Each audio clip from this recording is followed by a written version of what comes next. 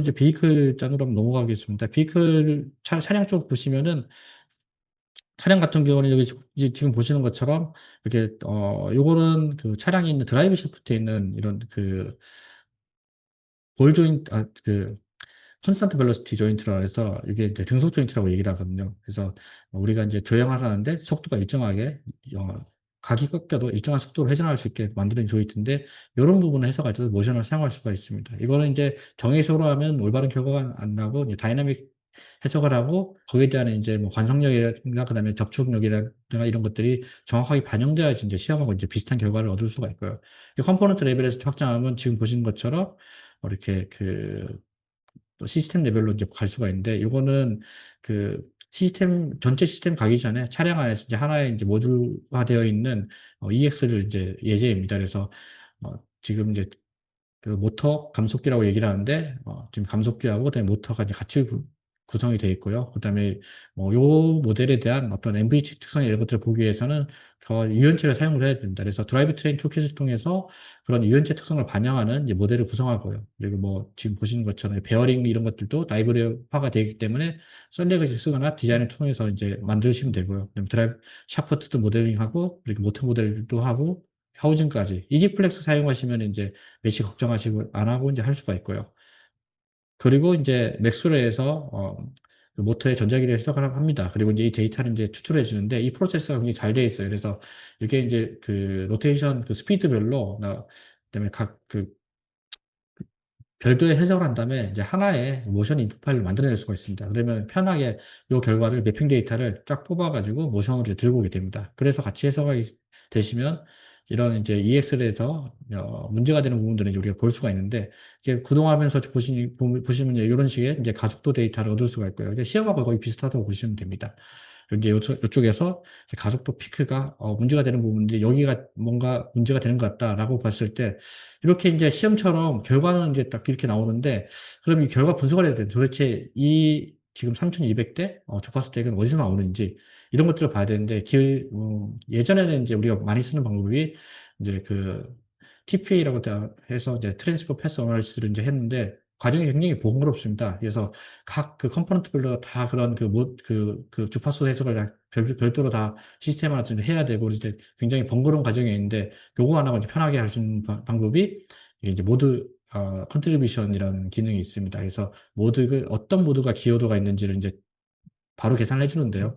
지금 보시면은 요거 만들어내는 데는 90만 문제가 지금 요런 주파수 대역에서 거의 60% 정도의 기여도를 이제 가지고 있습니다. 이걸 이제 우리가 추적을 해서 요 90만 한 문제 모드를 이제 한번 보면 이렇게 보니까 뒤쪽에 이렇게 하우징 쪽 이제 울룩불룩하는 이런 이제 모드 쉐입을 볼 수가 있고요. 그러면 여기로부터 이제 우리가 개선 아이디어도 도출할 수가 있습니다. 요 어딘가에다가 뭔가를 덧대서 강성을 높여주면 이제 해결을 할 수가 있겠죠, 문제를. 그래서 직접 해봅니다. 그래서 요 뒤편의 인근에 이제 브라켓 하나 더 달고요. 그다음에 그래서 고정부를 추가하니까 지금 보시는 것처럼 3200대에 있는 주파수가 줄어들었습니다. 근데 당연히 이제 강성이 올라가기 때문에 이제 주파수가 이제 이동을 했고요. 4천대로 이동하면서 매그니티가 줄어드는 이런 것들을 이제 확인할 수가 있습니다. 그래서 이렇게 이제 시스템 분석을 할 수가 있고요. 이렇게 이제 시스템 분석을 하는 과정이 지금 보시는 것처럼 상당히 이제 연결성이 좀 잘 되어 있고요. 엔시스 어쿠스틱하고도 연결이 되고요. 그 다음에 어쿠스틱에서 나오는 이런 결과들을 이제 사운드도 연결시켜서 이제 청음할 수 있는 그런 형태로도 우리가 결과를 얻을 수가 있습니다. 두 번째는 이제 지금 스티어링 기어 이제 임팩트 노이즈 사례인데요.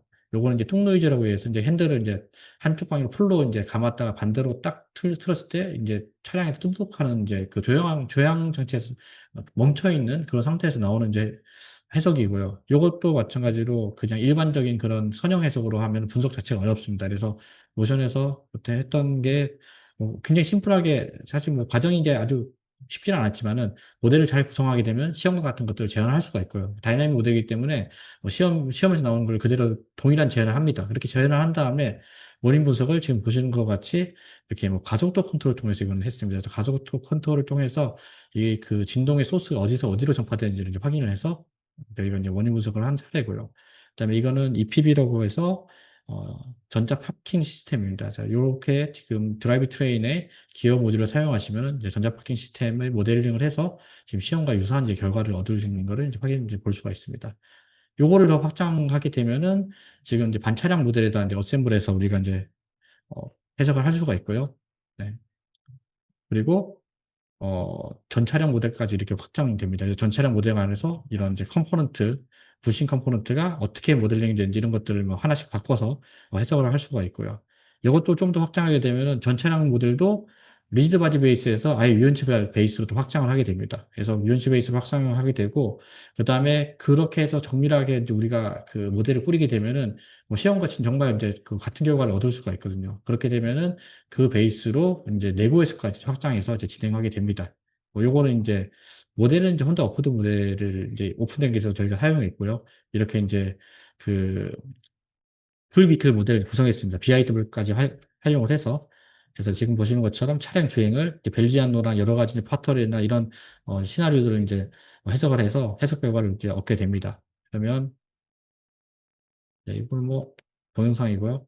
그래서 그로부터 그 유연체를 썼기 때문에 유연체에 있는 그로부터 있는 이제 응력 결과들을 이제 검토를 해봤는데 일단 이제 기존에는 스태틱 기반으로 이제 요게 이제 구성이 되어 있습니다. 그래서 요거랑 이제 비교를 해보면 다이나믹 결과가 스태틱 기반으로 구성한 거를 같은 결과를 주고 있어요. 예, 그 수명 입장에서.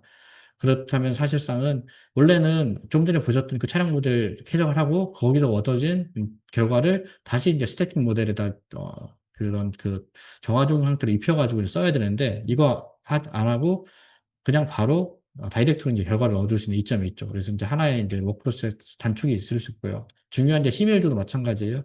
보시면 이제 그 영접 부위를 봤는데 영접 부위도 동일한 이제 결과를 이제 우리가 얻을 수가 있었고요. 그리고 이제 거기다가 좀 더, 좀 대변형이 고려할 수 있는 이런 이제 해석들도 할 수 있습니다. 그래서 충격이나 임팩트나 이런 데 있을 때 그 소송 변형 해석하는 하는 것 같이 제공이 되고요. 그래서 지금 보시는 거는 저희가 이제 그 커브의 뭐 연석이 충돌했다고 가정하고 이제 나오는 그런 그때 이제 그 충격 하중에 의해서 로우암 쪽에 이제 소송 변형하는 요런 이제 예제가 되겠습니다. 그래서 지금 뭐 그런 초성 변형된 그 결과로 인해서 차량 전체에 대한 토우나 캠버 앵글이 변하고 이런 것들은 이제 시스템 단위로까지 이제 확인을 할 수가 있습니다.